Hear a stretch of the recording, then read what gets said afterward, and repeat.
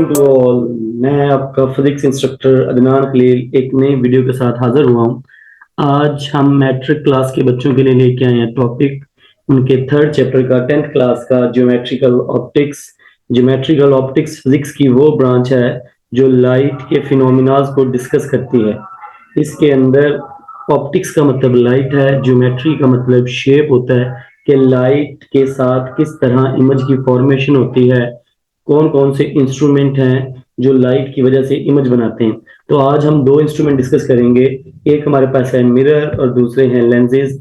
पहले लेक्चर में हम कवर करेंगे मिरर्स को। हम मिरर्स क्या होते हैं, बेसिकली 10th क्लास के अंदर मिरर्स, स्फेरिकल मिरर्स को डिस्कस किया गया है।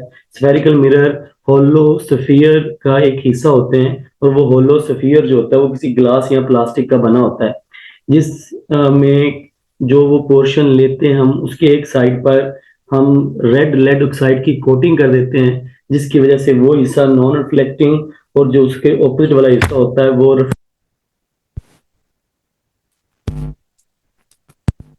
होती है। रिफ्लेक्शन फिजिक्स का वो फिनोमिना है जिसमें लाइट एक मीडियम से आते हुए जब दूसरी मीडियम की सतह पर टकराती है तो वो पहले मीडियम में लौट आती है।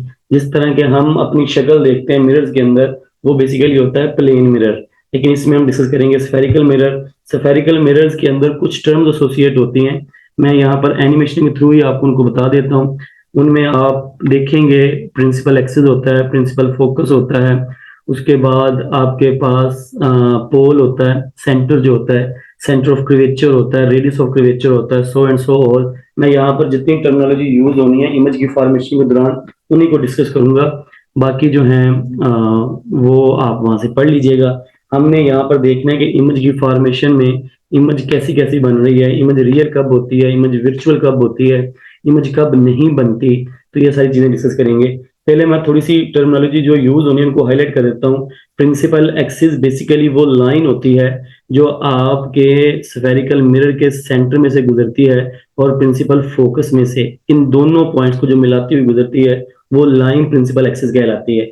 मिरर का जो सेंटर होता है उसको पोल कहते हैं। प्रिंसिपल फोकस वो पॉइंट है जहां पर रेज जब प्रिंसिपल एक्सिस के पैरेलल आती हैं तो वो वहां पे यहाँ तो कन्वर्ज होती हैं, यहाँ कन्वर्ज होती हुई महसूस होती हैं।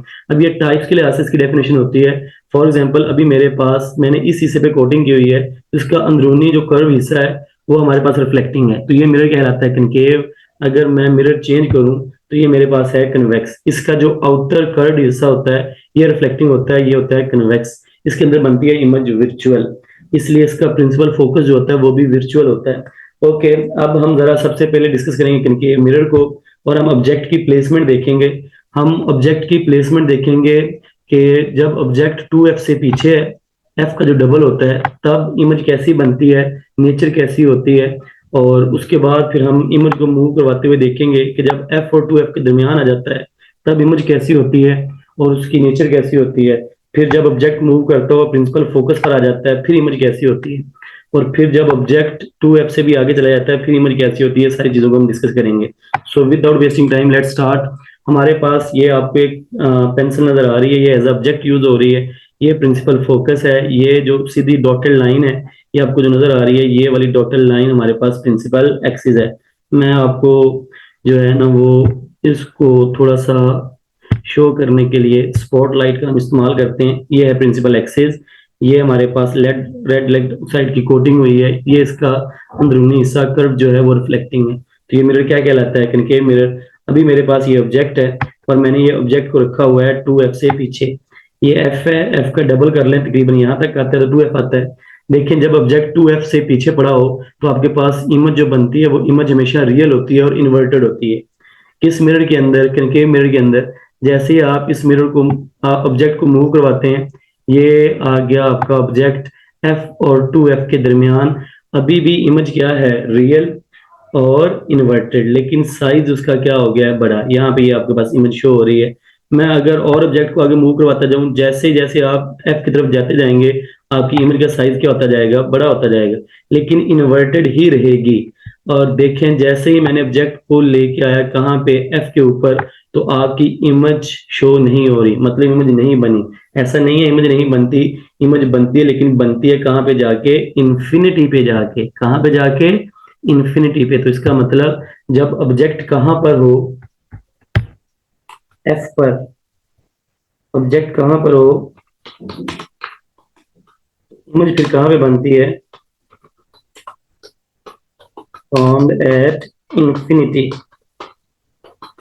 Clear, okay. ये हमारे पास आ गया पहला पॉइंट इसका, या इससे हमने पहले देखा था कि जब हमारे पास ऑब्जेक्ट कहाँ पे होता है, एफ और टू एफ के दरमियान, तो फिर हमारे पास जो इमेज होती है वो कहाँ पे बनती है, जाके बनती है, रियल बनती है, लेकिन क्या बनती है, इन्वर्टेड और मैग्नीफाइड लाइक दिस। ये देखें, एफ पे गया, क्या हो गया, इन्फिनिटी पे। टू एफ से क्या है पीछे, छोटी है, रियल है, इन्वर्टेड है। ओके, अब अगली बात डिस्कस करते हैं कि इसके अंदर एक स्पेशल केस भी होता है जब आप ऑब्जेक्ट को एफ से भी आगे ले जाते हैं। ये गया ऑब्जेक्ट एफ से आगे, तो देखें फिर क्या सीन हुआ है, इमेज बनी है क्या आपके पास, विर्चुअल, और क्या हो गई है, इरेक्ट। ये पॉइंट आप याद रखिए, when ever the image is real, image will be inverted. जब तक इमेज रियल होगी, इमेज हमेशा ही उल्टी बनेगी। और ये कनकेव मिरर के अंदर होता है कि आपके पास इमेज रियल भी बनती है और वर्चुअल भी। तो हमने फिर इस एनिमेशन से क्या देखा, जब तक ऑब्जेक्ट एफ से पीछे है, इमेज होगी रियल और इन्वर्टेड, और छोटा बड़ा होना वो डिसाइड करेगा उसका एफ और टू एफ के दरमियान। अगर टू एफ से पीछे है तो इमेज छोटी, अगर एफ और टू एफ के दरमियान आ गई तो इमेज बड़ी, अगर एफ पर आ गई तो इमेज इन्फिनिटी पर। यहां तक होते हैं रियल का केस, और छोटा पड़ेगा तो मैंने आपको बता दिया, रियल है तो इन्वर्टेड है। जैसे ही एफ से क्या आ गई आगे, तो इमेज क्या बनेगी आपके पास, विर्चुअल, मैग्नीफाइड और इरेक्ट।